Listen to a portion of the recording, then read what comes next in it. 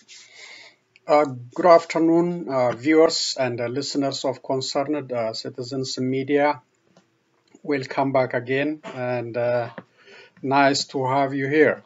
I have some news to share with you for today, September 16, 2021.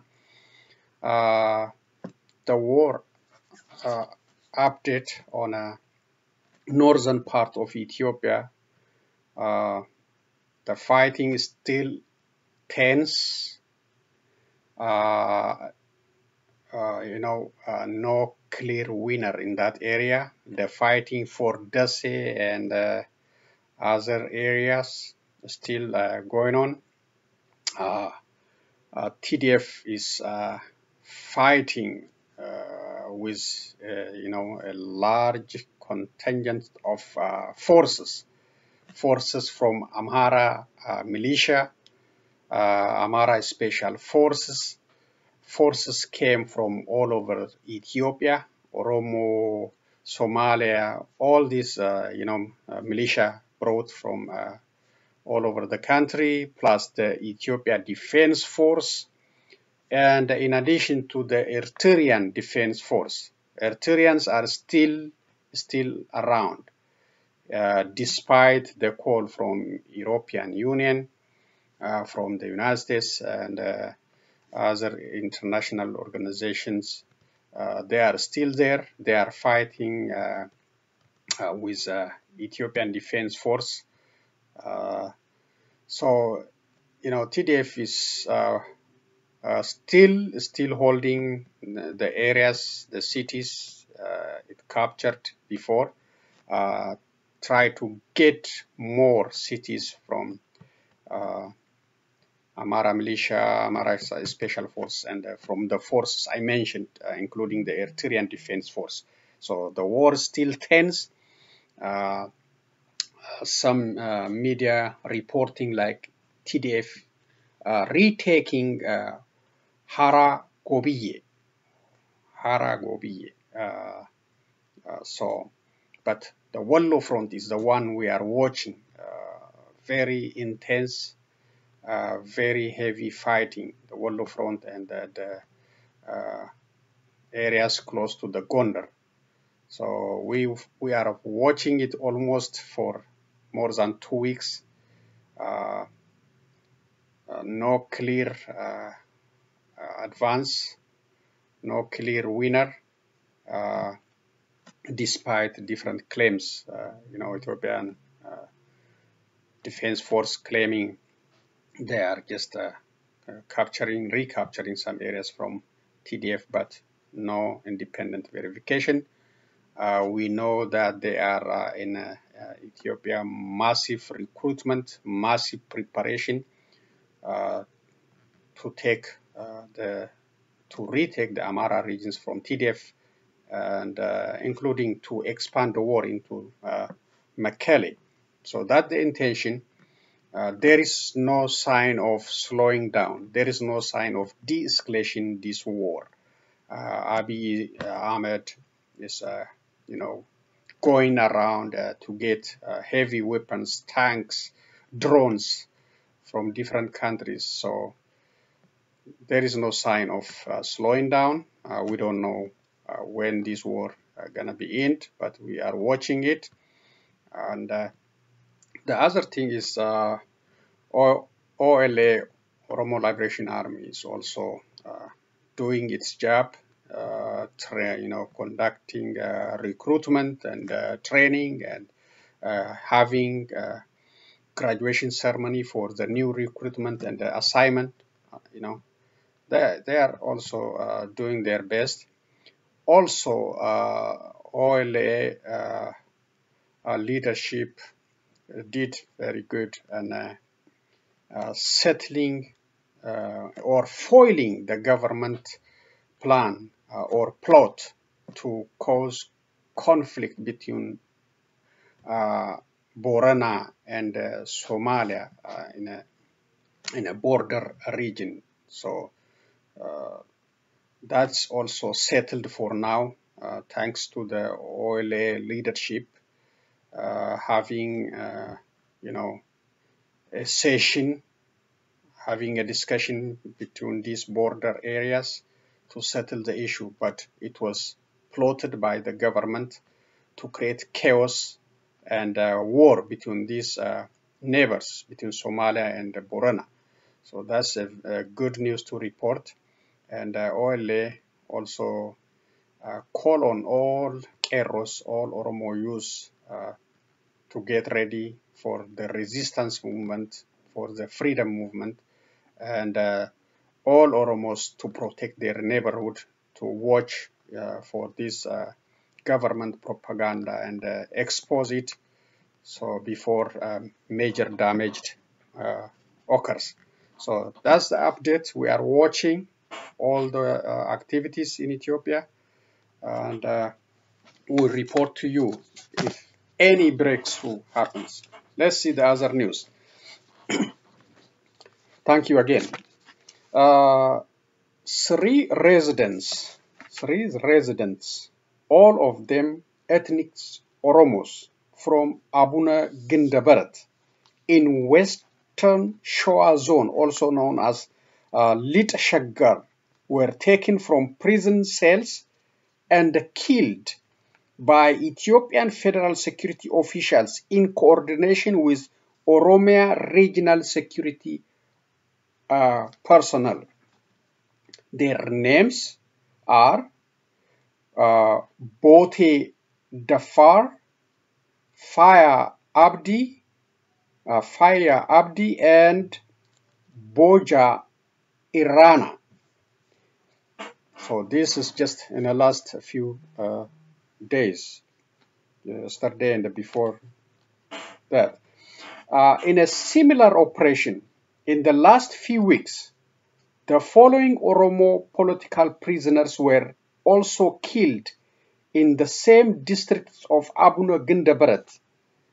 Mosisa Lammi, who was a teacher, Shifarrao Mekonnen, Zaudu Kumsa, Tafa Tura, Firaol Shume,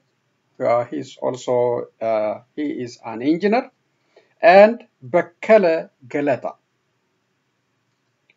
Taking prisoners, especially Oromos from prison cells, and killing them became a regular criminal conduct in Oromia region and happening without any accountability. The United States, United Nations, and Amnesty International, Human Rights Watch, European Union, and others should pay attention to these grave human rights violations and brutal killings occurring on Oromos in Oromia region, Ethiopia. So credit for this Oromia Media Network. So this is very common occurrence in Oromia region, especially on Oromos, just by blaming them.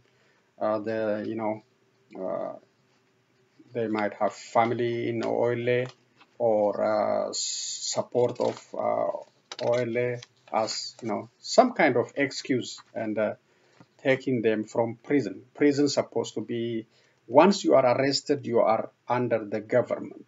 You're supposed to have legal protection according to international law or local law. Once you are arrested, your fate should be determined by the court. You can be free or you can be guilty. But what's happening under Abiy Ahmed is very, very alarming. Prisoners are just taken out and assassinated. So the global community should pay attention and should make these people accountable in Oromia and in the federal force who are engaged in these illegal assassination practices. Defense Force call on Tigray youth militia to surrender peacefully. This is a joke. The Ethiopian National Defense Force, ENDF, has issued a statement yesterday calling on Tigray Tigrayan youth and the militia, who it says were being used by TPLF as instruments in the destruction of Ethiopia, to surrender peacefully. The army also told the youth and the militia to stop being victim of TPLF's aimless war. The Ethiopian National Defense Force accused TPLF leaders as a few terrorist leaders driven by the greed of power and who are sacrificing the people of Tigray in vain in order to escape the rules of law. Okay, that's their claims. It also claims that the TPLF leaders were confusing and coercing the people with false propaganda in order to make them hostile to the neighboring states and the Ethiopian people in general. The statement further said the Ethiopian National Defense Force was patiently appealing to the people of Tigray, especially the youth and the militia members, because it was concerned about the terrorist destructive paths like the rest of Ethiopian people are. The statement mentioned a lengthy list of what it said were the wrongs of the TPLF, which it accused of being determined to make power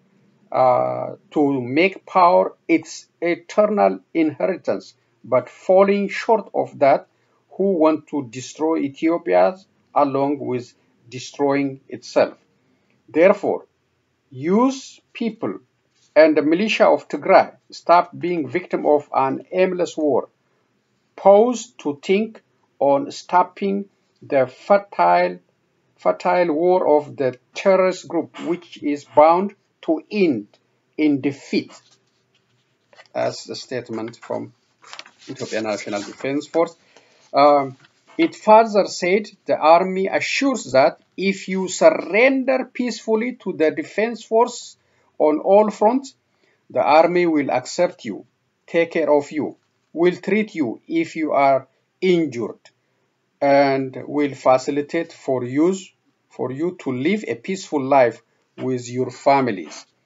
The Ethiopian National Defense Force is making this call due to the nature of its behavior for the public good and its comradeship with the people of Tigray, the statement said, adding that if the Tigrayans youth and the militia members could make good on the call, the army would give guarantee for their lives.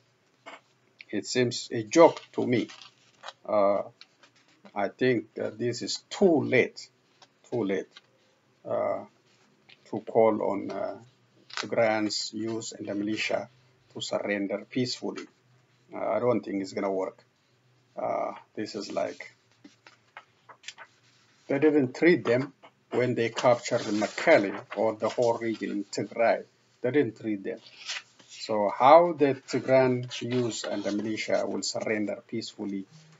That's why I say it's a joke. And but they presented the call, so we will see. Credit at this standard.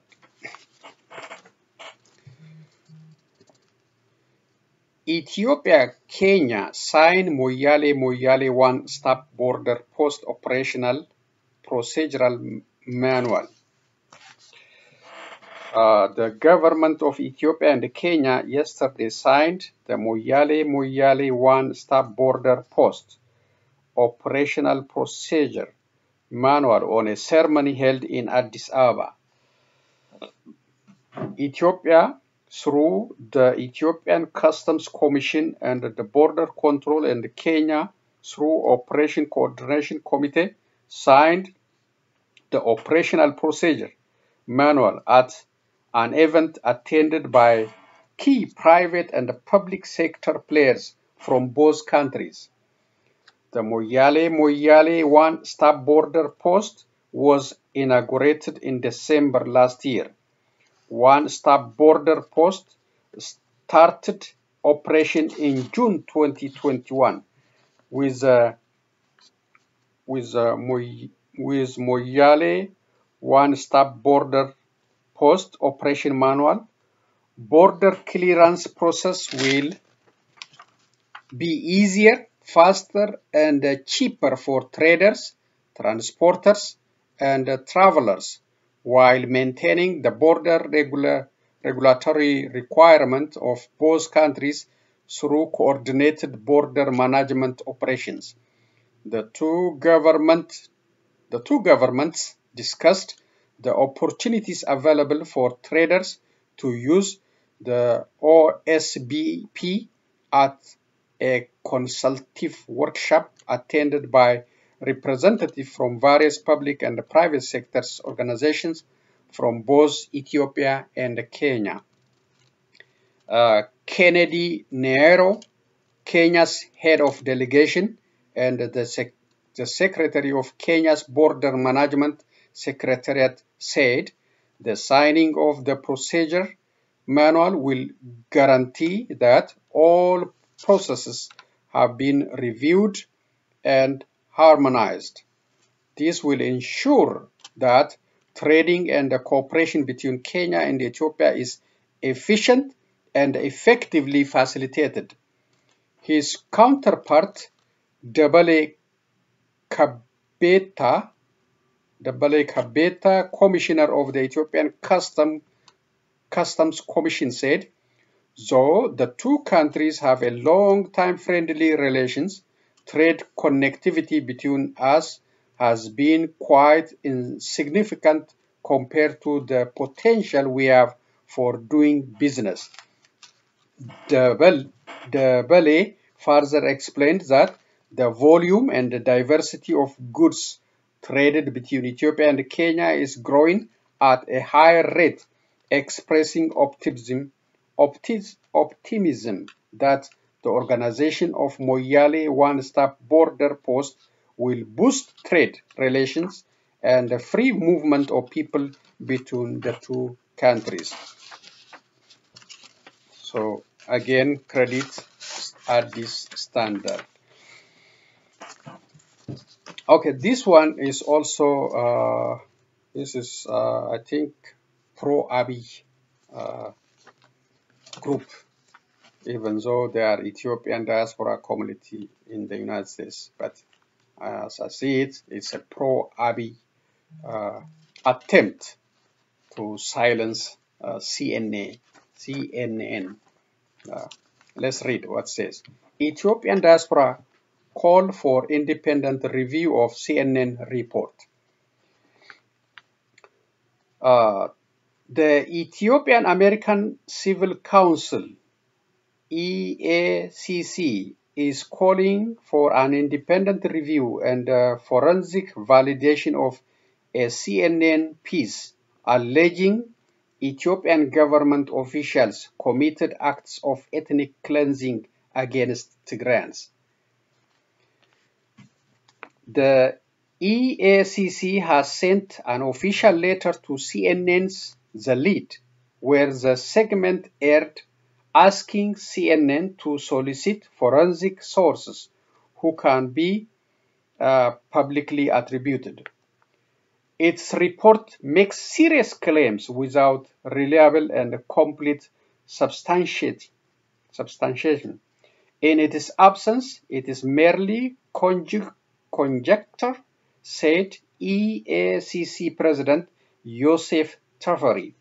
Forensic experts in Sudan are cited and not named.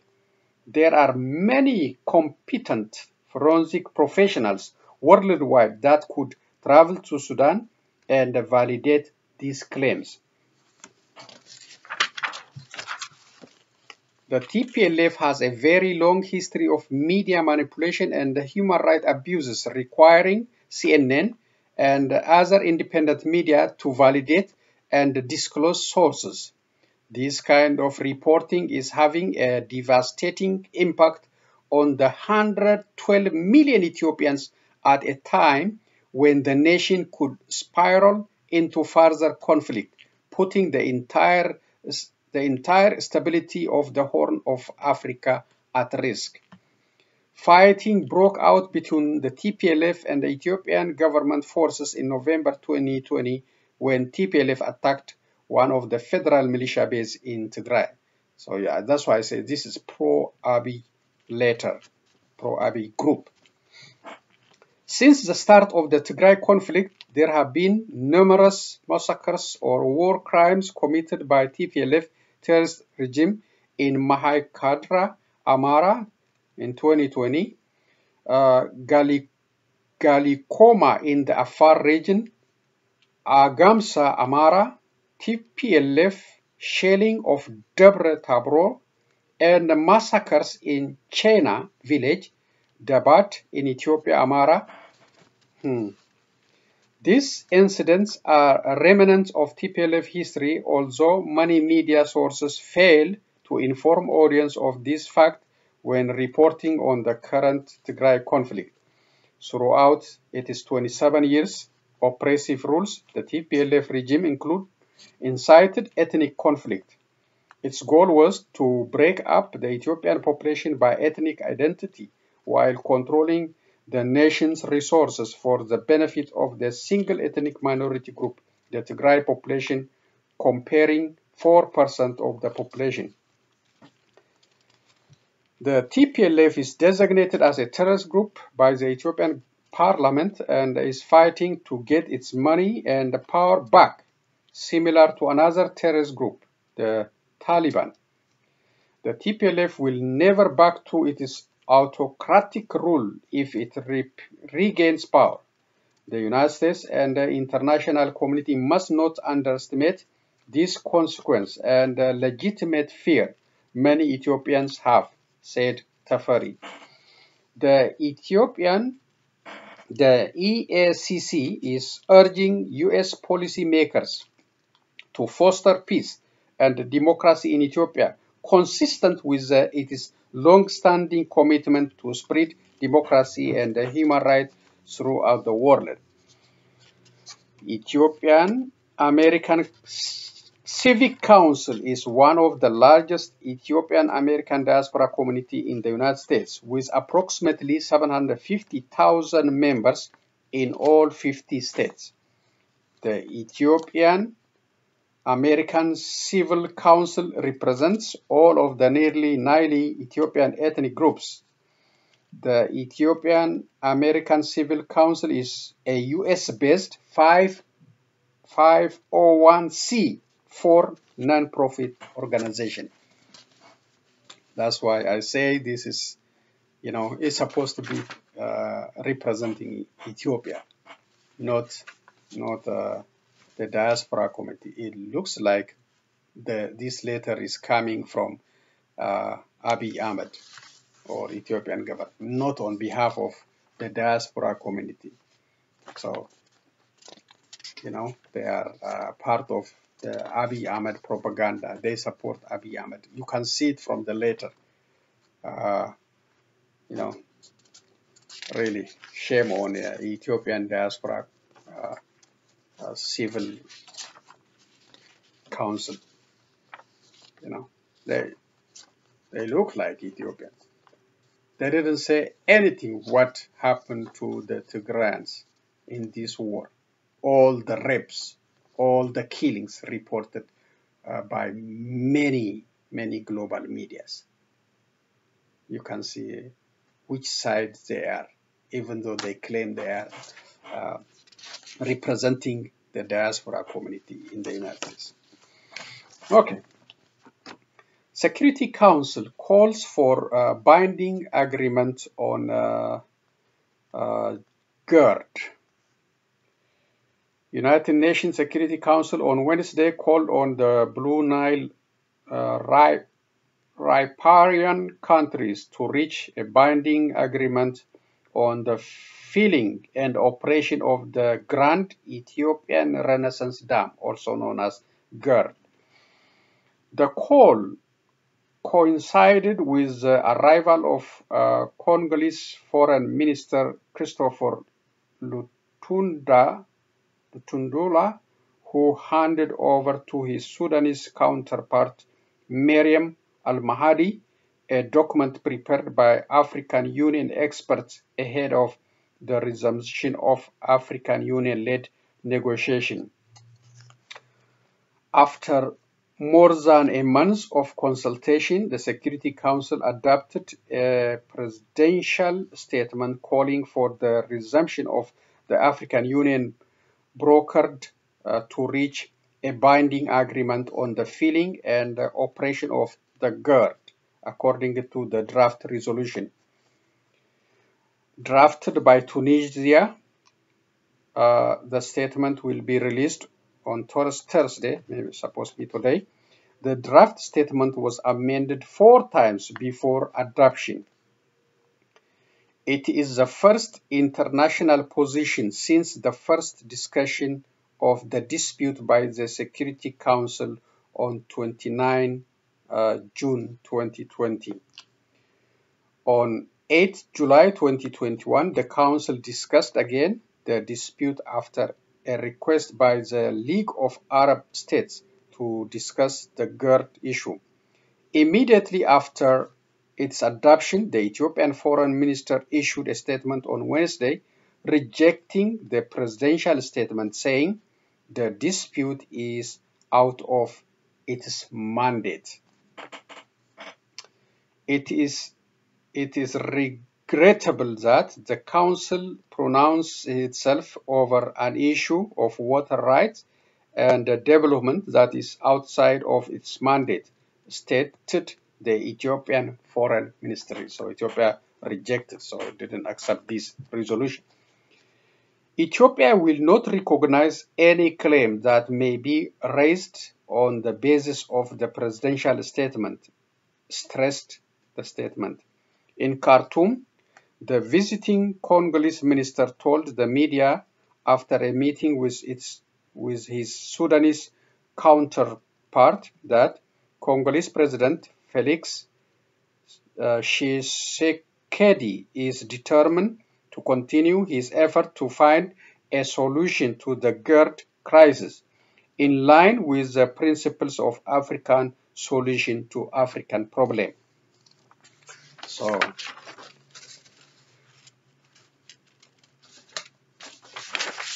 that's credit for Sudanese Tribune. So we'll see. Ethiopia is not happy about this presidential statement or resolution, and so the United Nations is,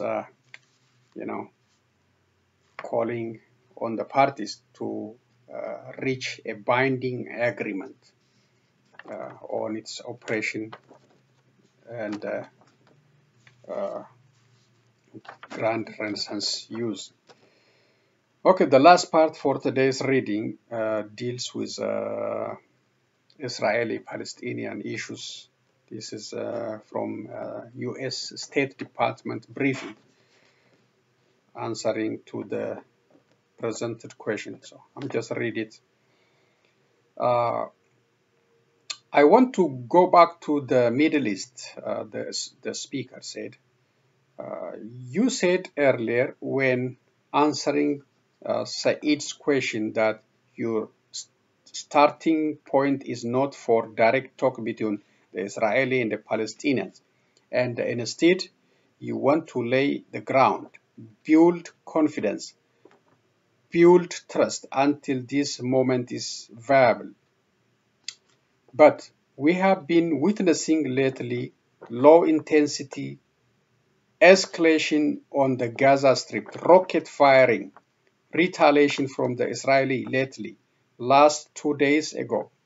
Do you think this continued escalation around Gaza Strip will undermine your work or your hope that the moment for direct talks will come? So Mr. Need Price answering to the question, well, our goal in the first instance is to see to it that this escalation, including rocket fire from the Gaza Strip, come to an end. We have been very clear in condemning this rocket fire the indiscriminate attacks that have emanated from Gaza. But we also know that if the fact that Gaza continues to suffer from a humanitarian emergency has only contributed to the ability of Hamas and the other terrorist groups to have a powerful foothold in Gaza. And so, this gets back to the point I was making before.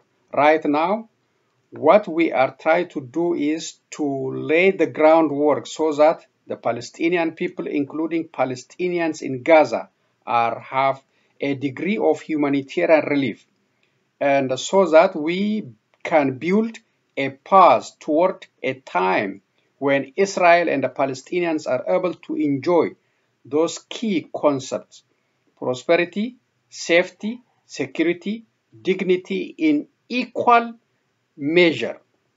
We are under no illusion that this is something that we will be able to do overnight or even in a slightly longer time frame. And my point about negotiations was just that we are also under no illusion about where we are and where we are not in terms of what we may be viable and what may be on the table. Where our focus is now, and you have seen this in terms of our humanitarian aid and assistance to the Palestinian people. You have seen this in terms of our diplomacy and engagement with the Israeli government as well as with the Palestinian Authority. You have seen this in terms of our multilateral work and some of the humanitarian and the relief assistance that is being provided to the people of Gaza, both by the United States and by other countries in the region and beyond, is that we are seeking to make tangible steps in that direction in the hope that one day, and hopefully one day before too long, we are actually able to make progress in the context of face-to-face negotiations between the parties toward a negotiated two-state solution. Credit U.S. State Department. So I know this is a very tough region. The conflict between Israel and the Palestinians never has ending sight. And I hope especially the two-state solution will come sooner than later before the Palestinians keep losing their lands. The longer it takes, the more land the Palestinians lose. So that's all I have from the reading, and I have very short video. Then conclude today's presentation. Thank you again.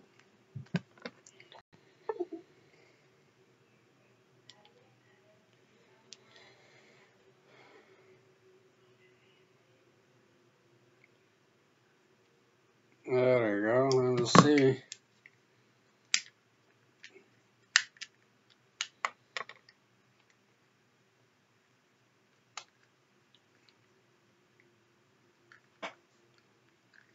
There we go. Well, the first one is a very short from United Nations. Then I have another one. Our colleagues are telling us that the spillover of the conflict in Tigray into Amhara and Afar provinces continue to dramatically increase humanitarian needs. More than 1.7 million people in both regions are reportedly food insecure. According to regional authorities, more than 140,000 people were displaced in Afar, and more than 233,000 people were recently displaced in Dessie and Kombolcha in Amhara. Despite access constraints to some areas in both regions due to the ongoing hostilities and lack of funds, we, along with our partners, continue to scale up the response and support the authorities-led response efforts in both regions. Our humanitarian colleagues are telling us that between 5 and 7 September, 147 trucks of humanitarian assistance arrived in Tigray from Afar. Before that, no trucks have been able to get into Tigray since August 22nd. And as a reminder, that while this development is very much welcome, 100 trucks with food and non-food items and fuel must enter Tigray every single day to meet the scale of the needs on the ground. In another welcome development, the first of the European Union's humanitarian air bridge flights arrived in Tigray on September 11th, carrying 7 metric tons of nutritional supplies. The UN's humanitarian air service passenger flights in and out of Tigray continue to operate 2 flights per week as planned, with 12 flights having operated since July. And today, the UN mission in the Central African Republic announced... I just want to give you an update from United Nations on Ethiopia. So let's see the other one. No matter what your fleet needs, we've got your back. From factory and fuel savings to credit with the 3 nations. Okay, this one is also the tense situation around Australia and especially the China issue. Let's see. It was an unusual prelude to a Biden White House briefing, a video extolling the depth and length of the relationship between the 3 countries. The only time the US has shared its nuclear propulsion technology was with the UK back in 1958. Now Australia will become part of this exclusive club in an alliance labelled AUKUS. The US president joined remotely by the other 2 leaders. The first major initiative of AUKUS will be to deliver a nuclear-powered submarine fleet for Australia. Over the next 18 months, we will work together to seek to determine the best way forward to achieve this. Only a handful of countries possess nuclear-powered submarines. And it is a momentous decision for any nation to acquire this formidable capability, and perhaps equally momentous for any other state to come to its aid. And President Biden confirmed a new emerging U.S. strategy in the Indo-Pacific region. We need to be able to address both the current strategic environment in the region and how it may evolve. Because the future of each of our nations, and indeed the world, depends on a free and open Indo-Pacific enduring and flourishing in the decades ahead. The announcement came only hours after North and South Korea conducted missile tests in a ramping up of tension in the region. China was quick to make a call for restraint amidst mounting international criticism. The word China was not mentioned by any of the leaders during the Washington announcement, but there's no doubt that what is regarded as Chinese expansionism is a motivating force for the formation of this new alliance. And clearly it would appear China thinks so as well. The Chinese embassy here in Washington has been quick to issue a statement saying countries should shake off their Cold War mentality and ideological prejudice. The UK and the US have long maintained a significant naval and air presence in the Indo-Pacific region in competition with China. The injection of Australian nuclear-powered submarines could well intensify this new Cold War under the water as well as above. Mike Hanna, Al Jazeera, Washington. Okay, thank you, Al Jazeera, for that reporting. So that's a major issue we have to watch when it comes to global security.